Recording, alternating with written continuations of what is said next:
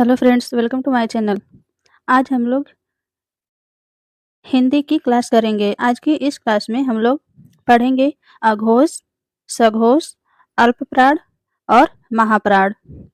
तो आज की वीडियो बहुत ही महत्वपूर्ण होने वाली है, क्योंकि अघोष, सघोष, अल्पप्राण और महाप्राण से हर एग्जाम में 4 से 5 क्वेश्चन बन जाते हैं।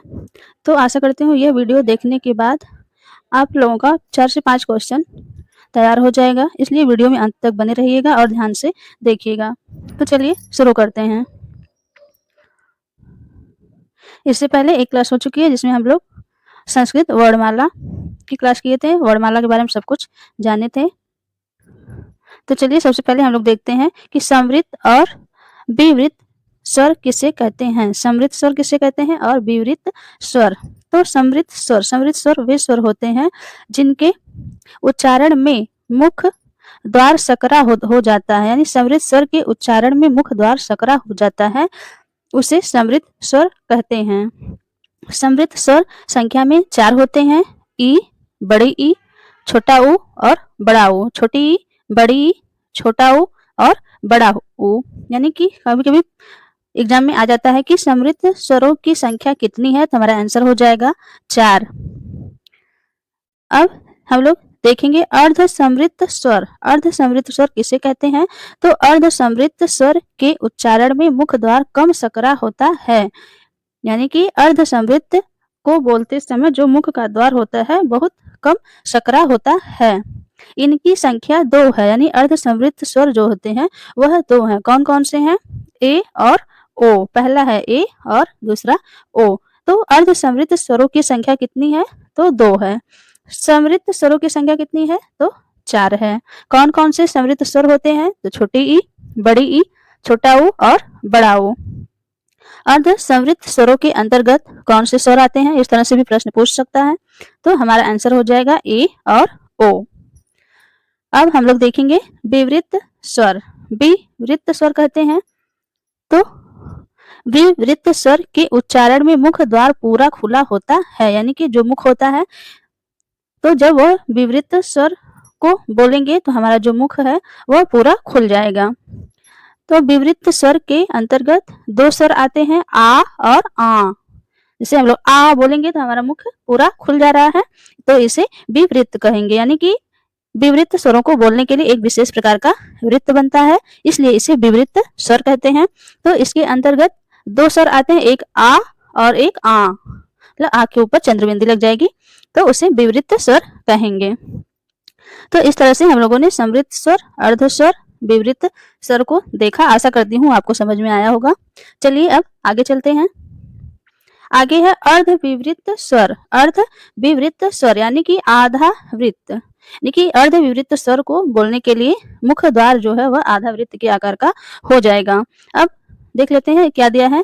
अर्ध विवृत स्वर के उच्चारण में मुख द्वार अर्ध खुला होता है, यानी कि आधा खुला होता है। ये संख्या में 4 होते हैं। अर्धवृत्त स्वर संख्या में 4 होते हैं और विवृत स्वर संख्या में 2 होते हैं। तो अर्धवृत्त स्वर के अंतर्गत कौन कौन से स्वर आते हैं? तो है अ, ए, औ और औ। अ, ए, औ और औ। इसको बोलने में आप लोग महसूस कर सकते हैं कि हमारा जो मुख है मतलब आधा वृत्त बन रहा है, पूरा नहीं खुल रहा है, आधा खुल रहा है। तो इसलिए इसे हम लोग कहते हैं अर्ध विवृत्त स्वर। तो यहाँ से क्वेश्चन बन सकता है कि अर्ध विवृत्त स्वर किसे कहते हैं? तो हम लोग बता सकते हैं अर्ध विवृत्त स्वर के उच्चारण में मुख द्वार आधा खुलता है, या वह स्वर जिसको बोलने में मुख आधा खुलता है उसे अर्ध विवृत्त स्वर कहते हैं। विवृत्त स्वर के अर्ध विवृत्त स्वर के अंतर्गत कितने स्वर आते हैं? तो हमारा आंसर हो जाएगा 4 स्वर आते हैं। अर्ध विवृत्त स्वर के अंतर्गत कौन कौन से स्वर आते हैं?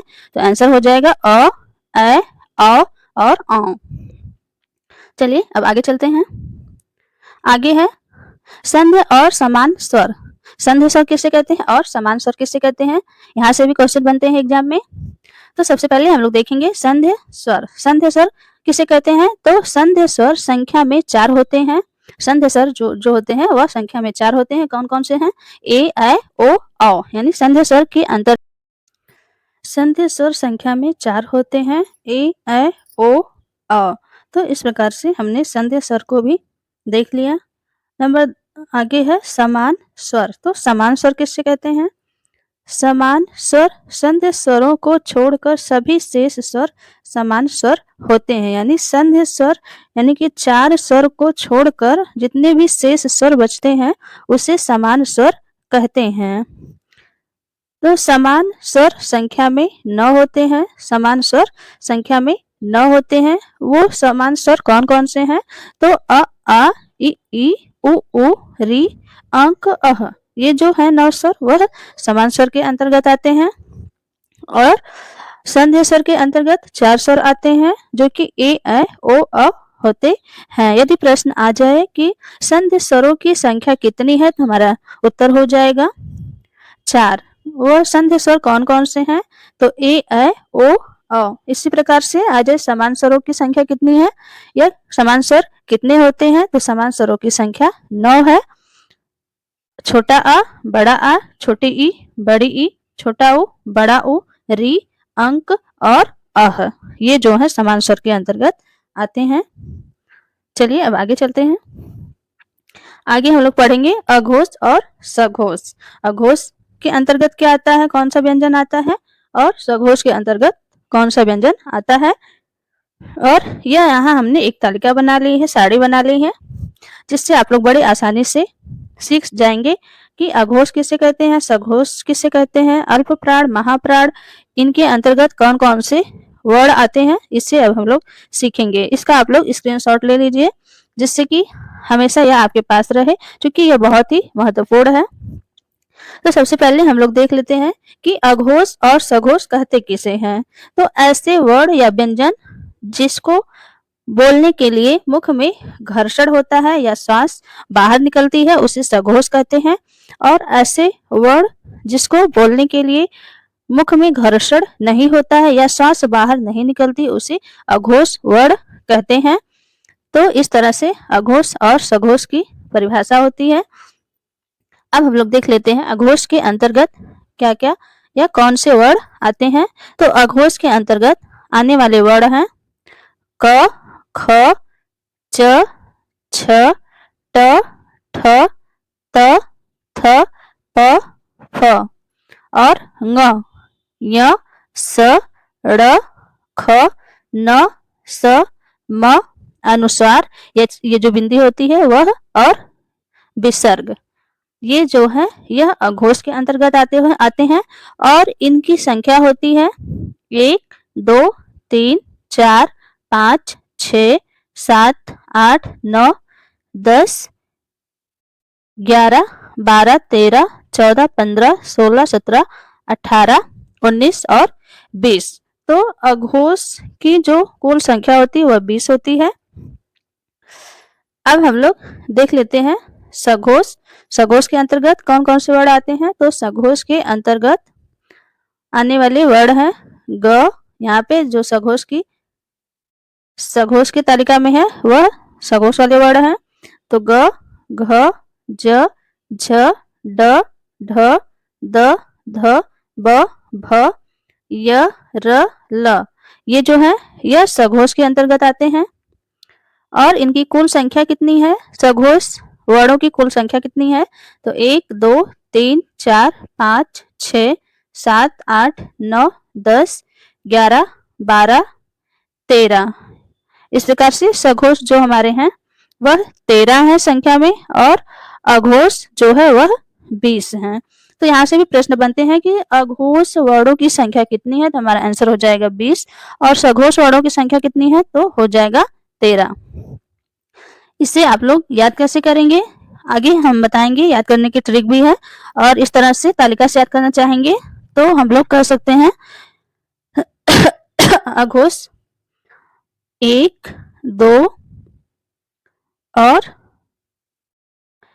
1, 2, 1, 2, 1, 2, 1, 2, यानी कि प्रत्येक वर्ग आप लोग जानते हैं कि वर्णमाला में 5 वर्ग होते हैं, क वर्ग, च वर्ग, ट वर्ग, त वर्ग और प वर्ग।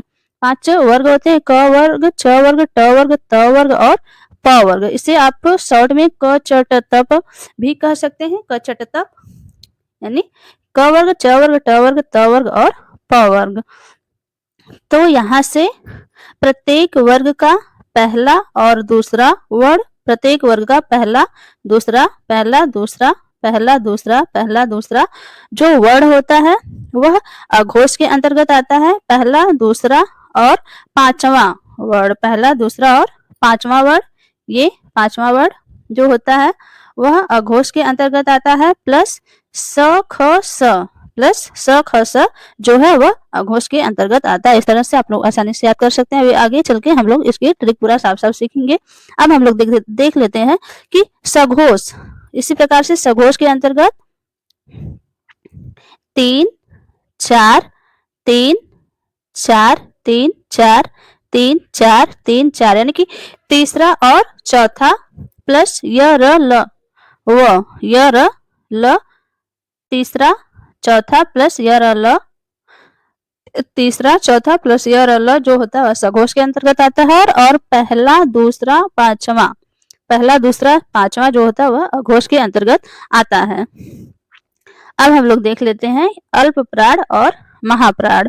अल्पप्राण और महाप्राण, तो जिन वर्णों को बोलने के लिए कम श्वास बाहर निकले उसे अल्पप्राण कहते हैं, और जिन वर्णों को बोलने के लिए अधिक श्वास बाहर निकले उसे महाप्राण कहते हैं। महा मतलब होता ही है महान, अधिक, तो महा यानी अधिक, अधिक श्वास महाप्राण, कम श्वास अल्पप्राण। तो इस तरह से आप लोग याद कर सकते हैं। जिससे बोलने में अधिक श्वास की आवश्यकता पड़े, महा, जो महान हो वह महाप्राण, और जो अल्प हो कम हो वह अल्पप्राण। तो अल्पप्राण के अंतर्गत आने वाले वर्ण हैं क, ग,